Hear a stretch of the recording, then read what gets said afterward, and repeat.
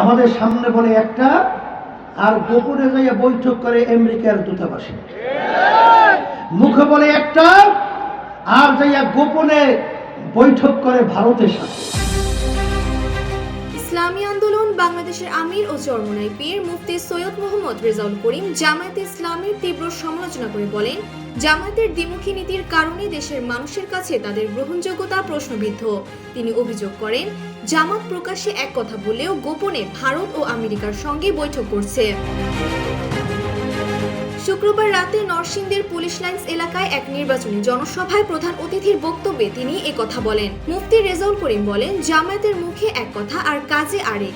এই যে গোপনীয়তা, এর মধ্যেই বড় ধরনের সন্দেহ লুকিয়ে আছে, যা প্রমাণ করে ডাল মে কুছ কালা হ্যায়। বাংলাদেশের মানুষ এখন সচেতন, তাদের আর ধোঁকা দিয়ে বিভ্রান্ত করা যাবে না। জনসভায় চরমোনাই পীর প্রশ্ন তুলেন, রাজনৈতিক দল হিসেবে বৈঠক হতেই পারে, কিন্তু তা কেন গোপনে হবে? তিনি দাবি করেন, ইসলামী আন্দোলন বাংলাদেশ একা নয়, তাদের সঙ্গে আল্লাহ, উলামায়ে কেরাম এবং এদেশের সাধারণ জনগণ রয়েছে।